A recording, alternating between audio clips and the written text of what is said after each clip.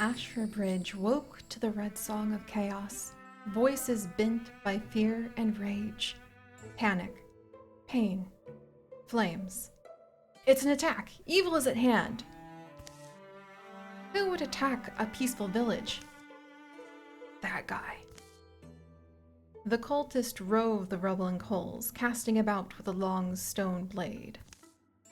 Go and grab your weapon, Palme. This is the day we'll show our mettle. Don't you feel it? This is the day we're really born. My weapon? Oh my goodness. All right, time to go. Hello everyone, and welcome to a new adventure here in Wildermyth, where you have just been tossed into a burning village as the cultists from the depths have emerged to go and raid our homes. They're burning it down around us, and we can't have anything to do with that. So let's go ahead and make sure that we stop him with maybe a pitchfork. Let me think. You guys are going to meet all of the characters in just a moment, but we need to work our way through the chaos first. Reach is good. I'm not here to hug cultist, the obvious pick. You know what? Let's go ahead. We're gonna go with the pitchfork after all. All right, here we go. Ready for battle. Oh boy. Oh, it's been so long. I'm so excited. But first, we need to save our home village of Arsha Bridge. There we go. Combat modifiers, stoicism. So all heroes are going to have a little bit more armor and warding because apparently we're just kind of like stoic about this, which is not the answer I expected. But we are going to, we're going to do our best. We're going to get rid of this cultist, and then I will introduce you to everyone. Because right now, you know, with the whole village kind of burning to the ground and cultists waving their swords in our faces, not exactly the time for introductions, but we will get there. Alright, so let's see. Joan, and then we've got Rowan, and then we've got Pome. So striking, attacking. Alright, we'll get there. We'll get there. We'll figure out who's going to be who in just a little bit here. Alright, for now, Jonah, can you figure out... She's the one who was that excited about, like, joining in on all the fighting, now that I think of it. So we'll go ahead and follow her. And Pome was ready to go and figure out, like, what was going on, too. So, alright, she's actually got really good movement. Oh, there he is! Oh, she blocked it! Thank goodness! Alright, well, I don't think she's gonna, like, hesitate. I think we're gonna need to go ahead and, like... Oh! She gave him the smack! Oh my gosh, that was all it took. It is almost like she was born for this. Pomezior is now a greenhorn warrior. Let's choose an ability for her. She has grown stronger. Warriors like Pome are built hardy, enduring, with a natural aptitude for battle. They develop powerful techniques for close combat. Well, not so close that, you know, we'd be hugging someone, it seems, but pretty close. So we can go ahead and give her one of these abilities. They are randomly generated from a whole bunch of abilities that she could actually gain. And I'll explain just a few of the Wildermyth bits for those of you who aren't familiar as we go along, but I highly recommend checking out our previous Wildermyth adventures, which we'll talk more about legacy heroes later, if you are curious about how all of this works. For everyone else, since I cannot provide you Baldur's Gate 3, because I would like to keep my channel from being struck into oblivion, we're going to build ourselves a world of sprawling adventures that will hopefully lead to heroes who we will follow the legacy of again and again as they continue their campaigns through story after story of adventure. I hope that this is only the very humble beginnings of what will end up becoming a sprawling experience across multiple generations of our heroes and multiple, well, hundreds of years actually of whatever world we are currently building. But we'll talk more about that, and we'll talk more about how we're going to be keeping track of all of it later. For now, do we want to be a raider, where we can go ahead and we can start fire or break adjacent pieces of scenery to deal all, 1 damage to all foes adjacent to the scenery? That sounds amazing. Or do we want to do a thundering challenge where we could scream at the enemy and basically make them run away? Or do we want wolf call, which is a passive skill, very useful because then we don't have to spend an action point on it. After a successful kill, Pome's allies gain +2 speed for this and the following turn. Oh, I wanted Raider, but wolf call? Wolf call? Oh my gosh, I think that fits her very well, and you guys will see why in just a second here. Oh, and Rowan is ready to be a greenhorn hunter! And again, just a little hint and bit for those of you guys not familiar with Wildermyth. See these little stars right here? Yeah, we want to become legendary heroes. And you do that by gathering enough experience that people become aware of your name. And so do the enemies. And hopefully you survive all of the battles you need to face so that you gain all of these wonderful little stars and one day can become a legend. For now, Rowan has grown stronger. Hunters like Rowan thrive in the wild, surviving through stealth and peerless archery. They master their surroundings and bring down large quarry. So we could do Quelling Moss, which is very useful. He can coat his weapons in Quelling Moss, which is a poison. And when he shoots his arrows, he could poison those he hits, or he could go ahead and toss a flask of the poison at any of the enemies, which is also extremely useful. Or he could do through shot, which would go ahead and pass through one target and hit the next one for a little bit of damage. Or he could have fox flight, which I've not ever seen before, where he could have more speed and he can activate the dodge, activate to dodge the next 2 attacks against him. What? So he can either dodge or he can go ahead and, oh man, okay.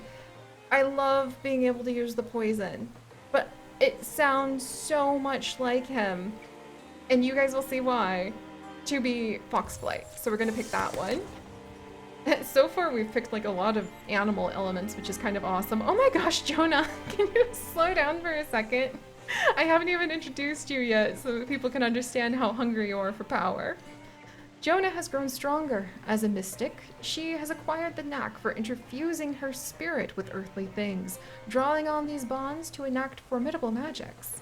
So Indignance, so her very presence deals 1 true damage to hostile creatures who enter anywhere near her for any reason. That could actually be amazing because to just if we get rushed by something, to just be able to like passively damage it would be so cool. Open Mind, she can interfuse with 1 additional target. Elementalist, so we could fire does not burn out when interfused. Wood, Splinter Salvo, Liquid, Infernal Rain. Whoa! I actually think Elementalist would be her because she's quite interested in a diversity of skills, let's just say. Oh, cool! And we got a necklace from the raiders that will allow for bonus damage. I'm actually going to give it to Pome for sure. Round-edged leaves cast from green silver worn about the neck. And I have a feeling that actually this necklace happens to belong to Pome because of her past, as we will discover in just a moment here. Battle ends. They did what danger demanded. Jonah, Pome, and Rowan are left standing. The fires don't swallow the town. They're fought down to cinders and buried. The folks of Arsha Bridge, there we go, will have a trying time, salvaging whole ruined lanes, squeezing people under crowded roofs. They'll manage much better than they expected, though. Pome and I agree. We're not going to let that be it. Right now, right thing now. Okay, he talks with a bit of a slang. I get it now. Pome and I agree. We're not going to let that be it. Right thing now is to keep giving chase. Keep using the skills we're noticing we have. Everything seems a lot more tenuous than it did yesterday. Yes. The deepest that attacked their homes had mostly moved on by the time any defense was roused. It means they can easily return. Them or others. Perhaps more and fiercer and with a deadlier will. Let's go be who we have to be, right? And here we go! Yay! All right. Every company of heroes is called by at least one name, a name spoken or spelled in tradition and handed along ever after. These heroes will be known as Pomezior's Sword, the Order of Astral War, Falcon's Fury. Yeah, none of those fit. Thrush's Beauty, the Cults of Heronin, the Commander of the Command of the Coming Night, the Curse of Love. Boar's Music, the Council of Stained Valor, the Mask of Secret, the Cranes of Claim, the Titan Foundlings, the Riddle of Truth, the Peerage of the Weeping Axe, the Tigers of the Brookside Farm, oh my gosh, the Younglings of Moon's New Dreaming, the Lambs of Eternity. Oh, this is so funny. The Feather of Wisdom, the Tavern of Self, Mother's Time, the Bears of Fate, the Child of Law. Wow, you can really get so many options. Oh, but what to like pick for them? The Sentries of Age?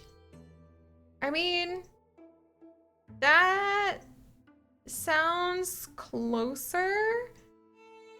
I actually kind of like that, the Sentries of Age. I do like that. Let's go for it.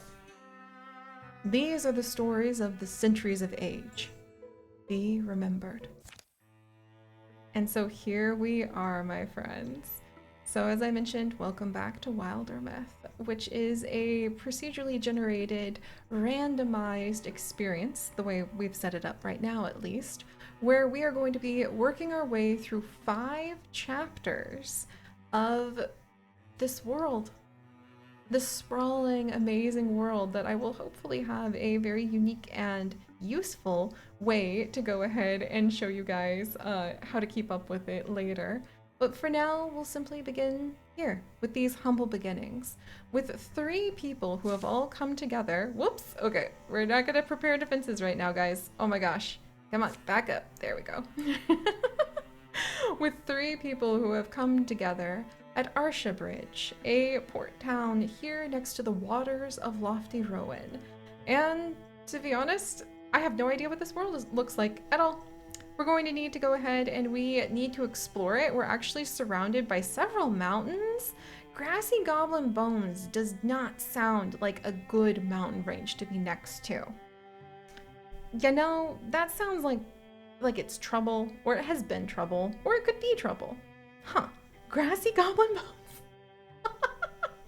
I wonder if there is an enemy that we would actually consider goblins.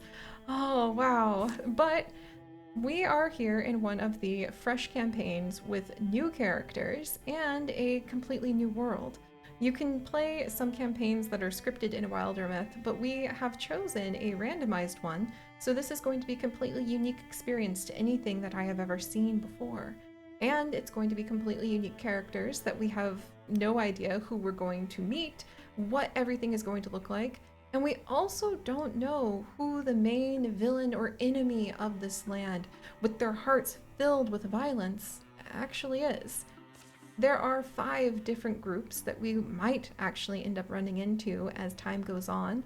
We have the Deepest, who are the ones who actually attacked us, with the Woken Slinger being the one that jumped out of that house that then I have to admit, like, Pome just immediately like stabbed him, which was really cool. And they live deep underground and may have emerged from their cave depths to cause what kind of trouble for unknown reasons.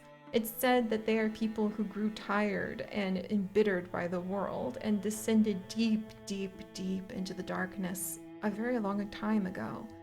But they didn't find peace and a relief from that pain of the world there. Instead, they were twisted into what are now the Deepest cult, who emerge from the caves to attack and strike violence and pain into the world. So they're one of 5 different villainous groups who we might run into.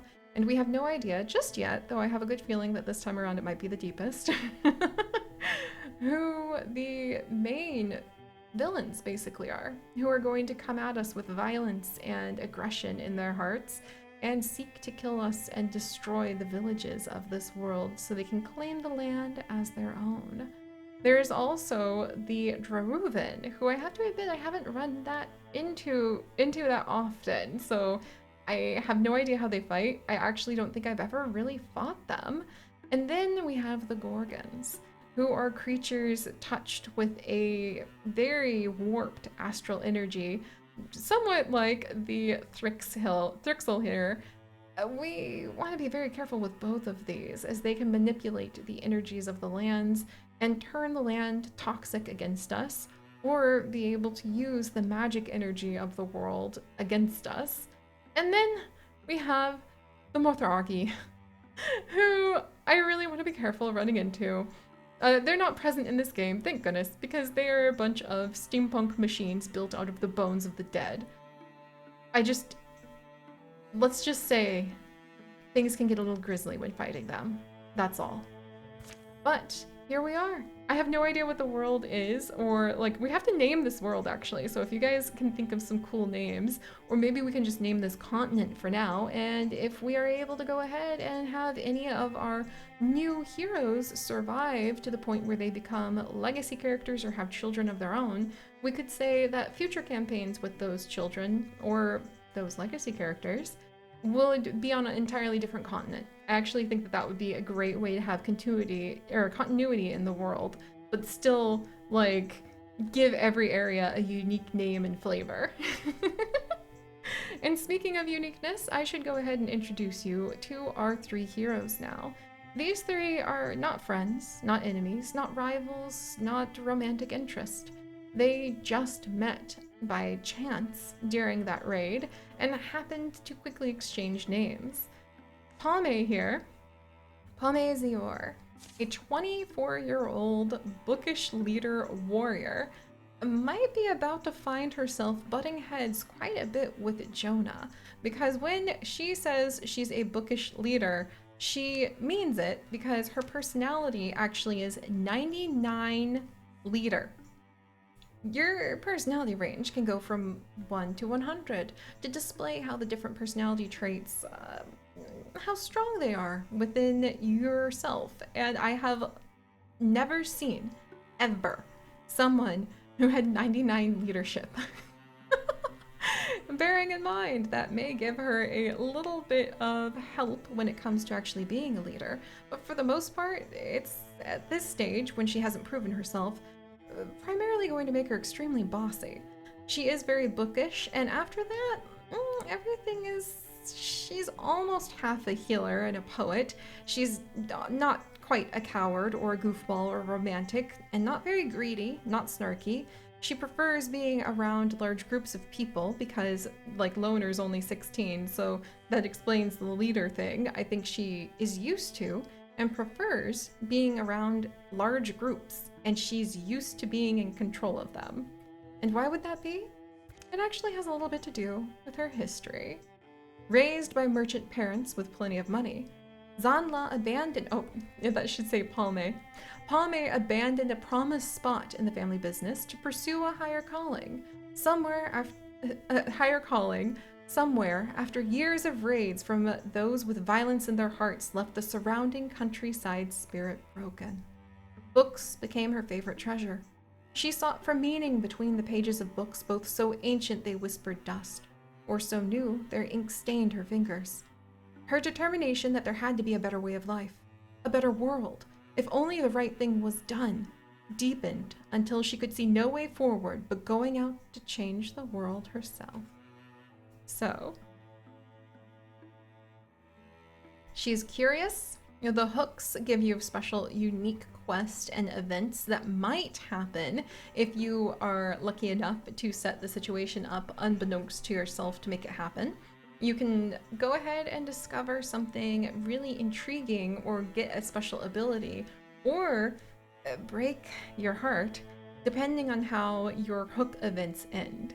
And there's different themes, different types, and Palme's hooks here are that she is curious, she is literary, and she's got a bit of a thorny personality because, again, she is used to being listened to, being raised by rich parents and then deciding after living a life of luxury that started crumbling around her as the coastline she lived along was raided over and over.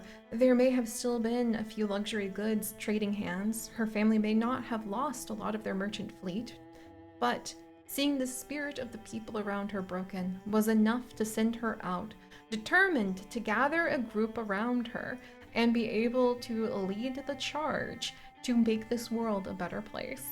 So that is why I was very excited when we actually ended up getting the ability Wolf Call, where after a successful kill, her allies will gain speed, because there she is, bringing them along with her and encouraging them to come and be a hero. So that's amazing, and also the necklace that we got totally fits her for being born from rich merchant parents. But we're gonna have to see how Pame reacts to Jonah Fever, a younger mystic who is also bookish and quite the hothead. But as you can tell from a glance, she is not from a wealthy background like Pame is. Instead, right over here, the story of Jonah Fever involves wanderlust, creativity, and curiosity that was born out of tilling the soil that held a certain charm for her when she was a young farmer girl. She planted seeds, grew them, harvested the crops, but she always had the inkling that something was missing. And one day she left home to seek it. Worried that her youth would yield no great deed or memory, she sold everything for a chance at glory. And yes, so Jonah was raised by a humble farming family. For a time, as a child, she found it satisfying to go ahead and follow the arc of the seasons, to watch as seeds sprouted and grew into the plants around her that would end up nourishing her family and the village. But, well, one with an 83 hot-headed personality who reads avidly, if not as avidly as Pame, but not all of us can be born with a silver spoon in a gigantic library, you know? But Jonah did read quite a bit, and she wants to kind of be a leader. She's almost like halfway there, so I have a feeling that her hot-headedness and her belief that she knows better, since she's bookish after all, are going to end up playing into butting heads quite a bit with Pame. They just met after all. However, the glitter of Pame's gold does seem like it is a useful thing to follow if Jonah does want to be able to go and see what's out there in the world and have access to areas that otherwise, well, her very humble background might not allow her in. And speaking of humble backgrounds, there's also Rowan Free Arrow, who we have just given the Fox Fight so that he can go ahead and dodge attacks against him, a very useful skill that might have been taught to him by his mentor. Rowan's first memory was of being 16, which was about 4 years ago for him. He woke up alone in a toppled ruin, covered in blood and recalling nothing that came before. He would have been lost and helpless if it wasn't for Lady Greenfield, a sharp-eyed hero from one of the great houses. Standing amidst the ruins and still ragged from battle, she invited him to join her company of archers and ragtag heroes. However, her era was coming to an end. Old age and a long lull of peace in the land convinced Lady Greenfield that it was, finally, time to lay down her bow. Her company disbanded, and Rowan set out with a pack over his shoulders, and his eyes shining with dreams of what might lie over the horizon. And so here we have Rowan, with an extremely mysterious past, while we have Pame and Jonah arguing about childhoods based either in the dirt or in, a merchant's tower of riches. Rowan doesn't remember his childhood at all. He just woke up after a battle that nearly destroyed an entire city, and no one claimed him, no one knew who he was, and he actually was given his name Rowan Free Arrow by Lady Greenfield, a famous heroic archer and hunter herself, and she loved Rowan wood for being able to make her bows out of, so she named him Rowan, and Free Arrow to note that he has no past. He, however, hasn't taken that as dramatically as you might think, because he's a dreamer and a clown with wanderlust on his feet and in his heart, and he's actually more romantic than anything. He has a very high sense of romance. He is a poet, he's a healer, and then he's a little bit greedy, if not very well read, a little bit of a goofball, not much of a hothead, not much of a loner, and he is absolutely not a coward. He has been raised for the past 4 years by Lady Greenfield herself. And no matter what happens, he would not want to dishonor her name and her legacy as one of her proteges, basically, by not doing what he could to make a difference in the world. He doesn't even think about a life other than fighting to try to save everyone, to try to be a hero. So it never occurred to him that after the company disbanded, he could put down the bow as well and become a shopkeeper, perhaps a clown, literally. Maybe he wanted to go ahead and become a rancher. No, none of those things ever occurred to him. Instead, he realized that all that he really could think of doing, the only thing in his worldview, is following in her footsteps. Not even for honor and glory, but it's kind of all he knows. And they all happen to meet here at Arsha Bridge, which does have a bridge leading into a mountain pass with Wolf River Forest. Oh my gosh. And then we have Fur Cooper Wild over here, kind of to the northeast. Cooper Stair Mountains, Verwell Mountains, the Waters of Comtalo, a lake that is down to the south of us. And then we have Quiver Wader Wild, a broadleaf forest over to the east, past a mountain range. Oh my gosh. Okay, so the thing is, if that mountain range doesn't have a bridge, we're gonna have to build a bridge in order to get to the other side so that we can approach Yellow Cedar Forest, which is right now the place where the stronghold of whatever violent force is seeking to cause pain and suffering in the world happens to be. We don't know exactly. I'm thinking deepest, since they did attack our village. We don't know exactly who's going to be there, but we need to go ahead and we actually need to work on clearing out the hostile sites as we try to find these answers and prepare for the adventure ahead. I'm so happy. I love this. All of that, by the way, other than their names and a touch of their backgrounds, I didn't even really get a good glance at their personalities, was made up on the spot. And will continue to be made up on the spot as we live out the surprises that this world, the crag of Wyverana, the Wyverana Wild. I've never had a crag before, so that concerns me a little bit. Oh, it's mountains. Okay. But we will live out the adventure and create it actively together.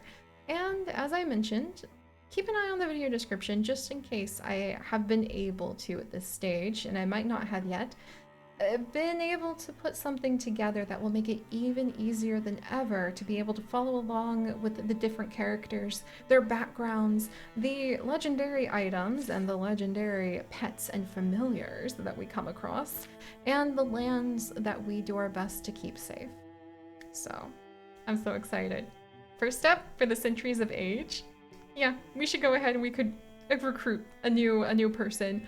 Or we could go ahead and we could try to craft ourselves a big bad weapon. I think we're gonna have to figure out which one sounds more appealing next time. Thank you all so much for joining me. And I will see you then. Stay curious.